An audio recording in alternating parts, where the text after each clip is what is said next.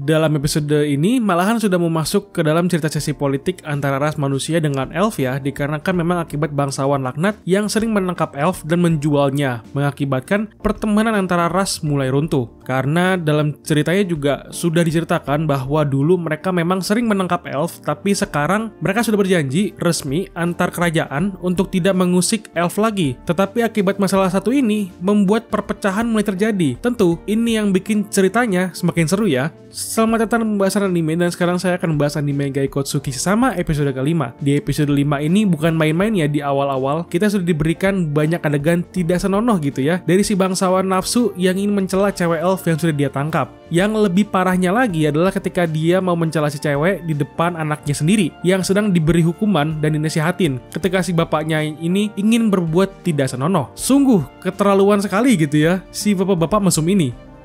Karena memang di awal episode kita sudah diberikan sebuah gambaran mengenai bangsawan penguasa kota yang sudah kita lihat di beberapa episode yang lalu, yang masih memiliki hubungan dengan pembuatan monster mutan Basilisk yang ada di hutan tempat Ark bertarung di episode 2. Nah, di sini kita melihat dia bukan lagi ngurusin dokumen ya, malahan kita ngelihat dia lagi mau mencela dua cewek elf yang sudah dewasa atau sudah besar lah nyebutnya ya. Meskipun itu masih pembukaan doang ya dari tindakan tercelanya. Karena sebelum melanjutkan adegan tidak senonohnya itu, kita kembali dulu ke si Ark dengan si Ariane yang sedang menuju tempat bangsawan laknat berada. Di sini mereka langsung menuju puncak menara tempat tinggalnya karena si Ariane ada berpikiran pasti tempat tidur para idiot jika memiliki status tinggi akan selalu tinggal di puncak agar dia merasa lebih tinggi dari yang lain. Dan itu ada benernya loh, bukan soal idiotnya ya, melainkan rasa gengsi dan terlalu merasa paling tinggi dari orang lain mengenai statusnya, pasti akan sering merasa sombong dan paling ego garis keras. Tentu, mereka tidak akan mementingkan orang lain dan hanya memikirkan keuntungan mereka saja.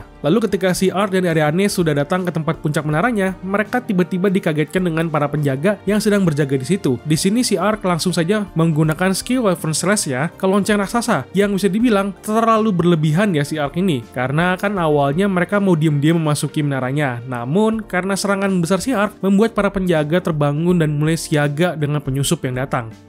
Ketika Ark dan Ariane sedang bersembunyi, ada adegan lucu ya, di mana si Ark ini ada menyamar sebagai patung armor seperti patung lainnya yang berdiri di atas lorong. Di sini sampai-sampai para penjaga itu nggak sadar loh perbedaan armor antara si Ark dengan si patung, yang bikin adegannya cukup lucu ya. Lagian para penjaganya juga masa nggak sadar gitu kan perbedaan patung yang sering mereka lihat sehari-hari pas lagi jalan. Terlalu memang ya para penjaga ini. Baru di setelahnya mereka bisa langsung masuk ke dalam kamar si bangsawan laknat yang haus dan suka jilat-jilat. Di sini mereka langsung bisa menyelamatkan para cewek elf, ditambah ada si Ariane yang nggak main-main ya pas disamperin sama si bapak-bapak mesum ini dan langsung menendang burungnya sampai pingsan si bapak mesum ini. Tentu si Ark juga langsung menghampiri si bocah mesum dan menemukan bahwa ada ruangan tersembunyi di dalam tembok tempat dia berdiri. Ternyata Ark menemukan harta karun alias emas yang berlimpah dari kepunyaan si bapak mesum, di mana si Ark menjadikan hal itu bahan jarahannya untuk dia pakai sendiri nanti. Selagi si Ark ini mengambil emas, kita malahan bisa melihat dengan serunya Ariane menendang si bapak mesum dengan nikmatnya karena saking jengkel keselnya gitu ya, rasnya dia dijadikan bahan mainan sama si bapak satu ini. Tentu nggak cuma si Ariane aja nih yang ikut nyiksa, malahan dua cewek yang hampir dicela juga ikutan membalas dendam, sampai-sampai Ponta pun tutup muka gitu ya saking sadisnya.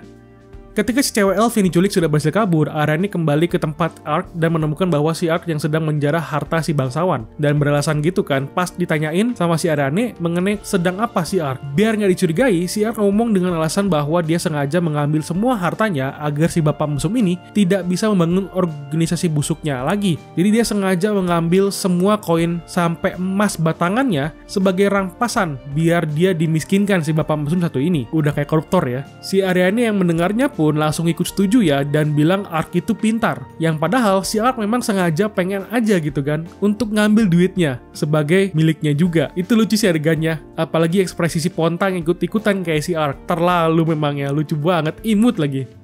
Setelah mereka keluar dari mansion, tiba-tiba ada ledakan yang terjadi di tengah bangunan yang membuat Ark itu berpikir kalau bukan elf yang melakukannya, berarti si ninja cewek. Kayaknya yang meledakkan bangunannya yang membuat pekerjaan Ark sekarang ini selesai untuk sekarang dalam menyelamatkan para elf yang sedang diculik. Namun Ariane memiliki rencana lain untuk si Ark dengan menanyakan apakah dia ingin ikut ke dalam desa elf sekarang ini dan turut ikut membantu lagi dalam menyelamatkan elf yang sedang diculik. Karena tentu saja ya, bukan cuman itu saja yang diculik elf ini ini karena masih ada bangsawan-bangsawan lain yang memang pekerjaannya sama, menculik elf dan menjualnya.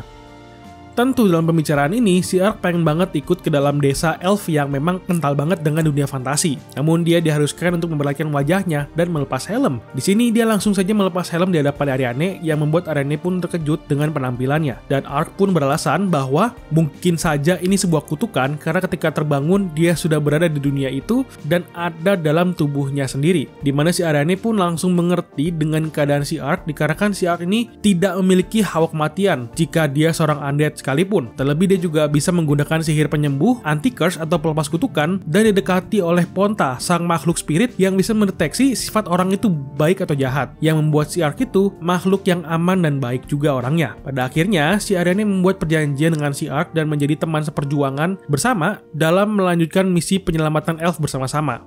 Baru setelahnya, kita bisa melihat diskusi antara raja dengan anggota kerajaannya mengenai masalah yang terjadi semalam, yaitu penyusupan makhluk asing ke kediaman bangsawan dengan rumor bahwa si bangsawan tersebut sudah memperjualbelikan elf ke kerajaan lain. Di mana ada 3 orang anak raja yang menjadi pusat perhatian dari pangeran pertama, kedua, hingga putri kedua. Di sini kita bisa melihat inti pembicaraan mereka adalah dengan mengusik rumor bangsawan yang memperjualbelikan budak elf yang dapat menggiring perang dan keterpurukan kerajaan tersebut, di mana sang raja memerintahkan si anak putrinya untuk ke Limbold dalam rangka untuk bernegosiasi dengan rakyat elf atau tetua elf agar menghilangkan rumor tidak baik tersebut dan menjalin hubungan baik lagi dengan mereka. Dalam diskusi Bert ini, memang jika dilihat dari perilaku kedua pangeran sudah pasti ada yang tidak beres ya. Kalau pangeran pertama kasar dan agak sedikit bodoh kayaknya karena dia selalu menggunakan emosi dalam bertingkah laku, dan pangeran kedua yang terlihat anteng tapi memiliki rencana licik dari belakang yang membuat dia ini tidak terlihat namun mematikan. Kelihatannya begitu ya jika dilihat dari diskusi mereka sekarang ini dan ekspresi dari kedua pangeran tersebut.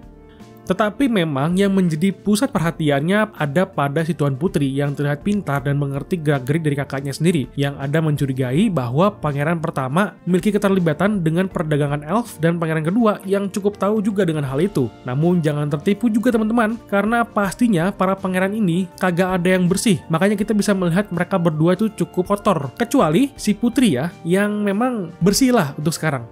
Baru di ending, kita bisa melihat Ark dan Ariane sudah sampai ke desa elf yang akan kita lihat di episode selanjutnya mengenai para tetua elf hingga orang tua dari si Ariane, terutama ibunya yang cukup menawan, namun memiliki skill Sword Master. Keren dan nanti bisa kita lihat ya.